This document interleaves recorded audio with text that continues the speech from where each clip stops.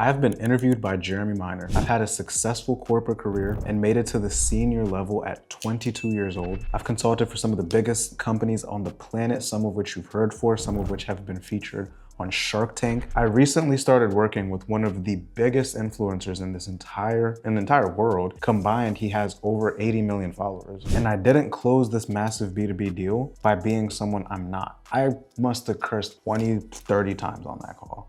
They still trusted and respected. In the last 6 months alone, my coaching business has done multiple six figures. I'm a young black dude in his 20s, and I didn't have to kiss a single ass to get here. Nor did I have to suppress who I am or shrink myself to make anyone around me comfortable. And so today's video is gonna be a little bit different and a lot more raw than my typical posts. So if you're looking for a lot of objection handling and word tracks, then this isn't gonna be for you today. But if you stick around, I'm going to help you overcome one of the biggest insecurities that students come to me with. And it's the fact that they're not white. Now, before I get into this video, I'm not gonna sit here and say racism doesn't exist. And I'm also not gonna tell this whole self-victimization story and tell you to pull yourself by the bootstraps. I'm gonna have a raw and honest conversation today, because a lot of the shit that's being put out on the internet is keeping young black men and women stuck and broke. So we're gonna break that today. And I'm saying this as a young black man from Kenya who was washing dishes for 4 years of his life to making 30 grand a month online consistently as a high ticket closer. So these are the 3 things that separated me from everyone else in the space, and the third one is the most important. And all of these compound on each other, so make sure you stick around for the full thing.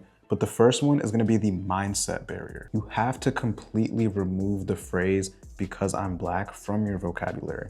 Not because racism isn't real, but because that thought doesn't serve you. Every time you say something happened or didn't happen because you're black, you give up your power, you give up your control. Oh, this offer didn't hire me because I'm black. I didn't get this promotion because I'm black. That person at the store treated me that way, or this person didn't hold the door for me because I'm black.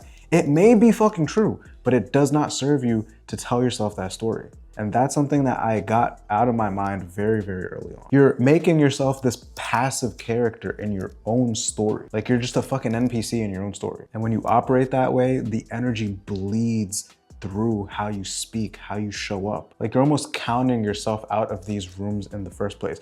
Like an example of this, I remember hearing a story about this lady who went to some horse racing show. I forget what it's called. I think it's like similar to Churchill Downs, right? It's just a bunch of rich white people, shit, horses racing, whatever. And she met a lady. This was a black woman, right? And she met a lady, and the lady asked her, "Oh, is this your first time here? You know, have you been to one of these before?" And then the lady got so offended by it and was like, "Oh, well, why is she assuming that this is my first time here and I haven't been here?" It's like, bro, maybe this lady is just trying to start a conversation with you. Maybe it was a microaggression, who knows? But maybe she's just trying to start a conversation with you. Like, to tell yourself that she's asking you that just because you're black is you're like moving with this weird energy and this weird inferiority. Then that's just one example, right? Think about how many times you constantly say, "because I'm black." An analogy that I use on sales calls all the time, which I'm sure if you've been around long enough, you've probably heard me say in a sales call, is the overweight person, right? If an overweight person thinks the reason they're overweight is because of their genetics, something that they have no control over, then they're just gonna stay fat forever because they can't change their genetics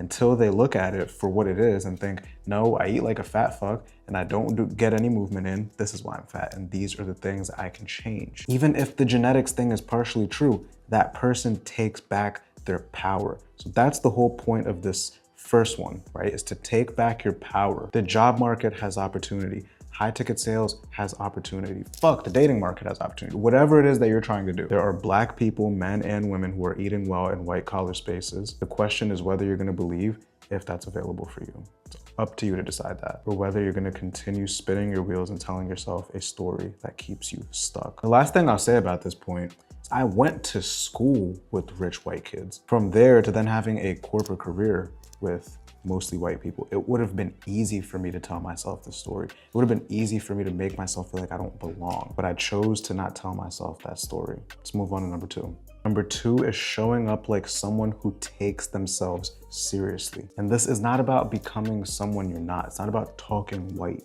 Guys, I curse up a storm every single day. I'm tatted, I have locks, I have my ears pierced, I have my nose pierced, and I'm still taken serious.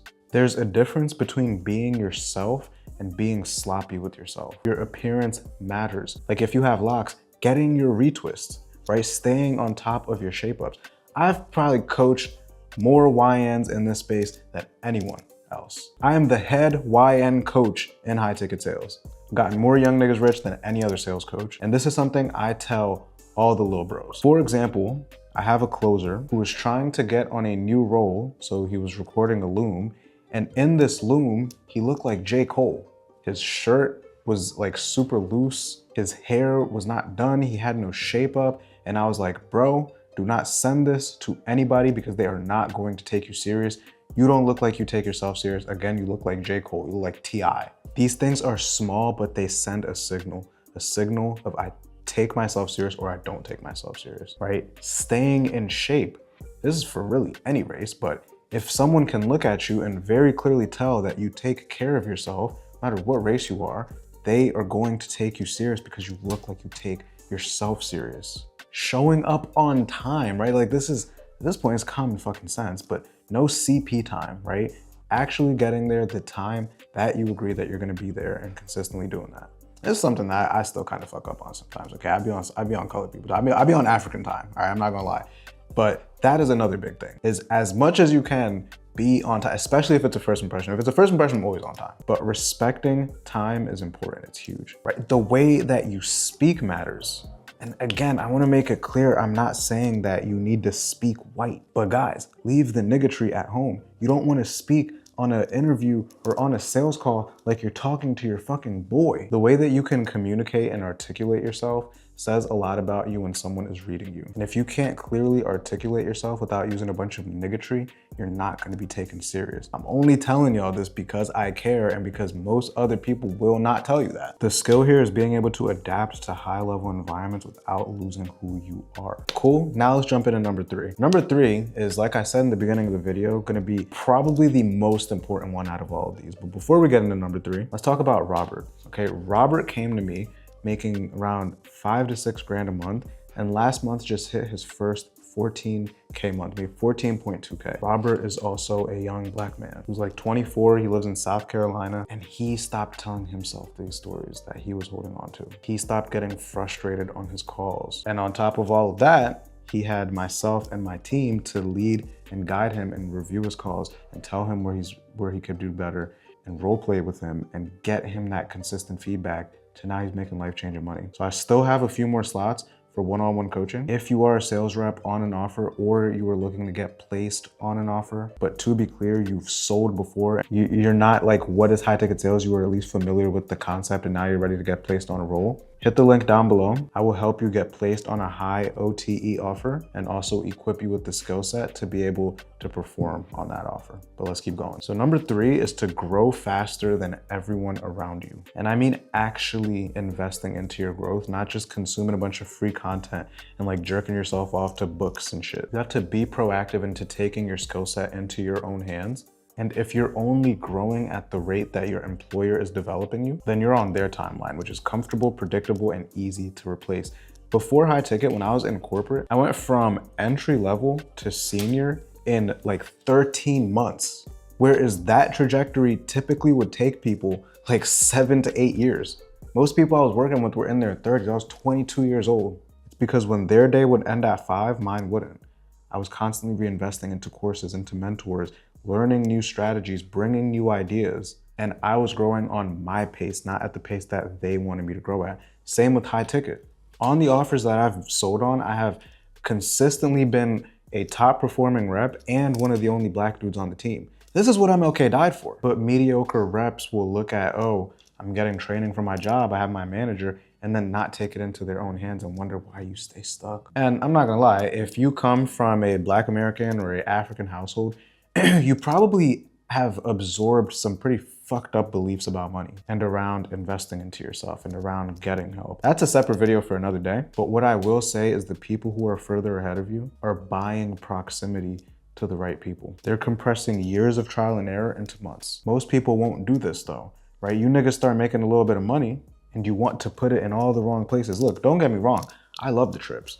I love the clothes. I love the nice dinners, but all of these things come second nature. They come second priority to my skill set. So if you've never made an investment into your skill set, and I'm talking about a significant investment, like a 4 or 5 figure investment into your development, then stop blaming why you are broke and why you are not moving fast enough on the fact that you're Black. I cannot stress this one enough. Invest into yourself like your fucking income depends on it, because it does. So that's all I got for you guys.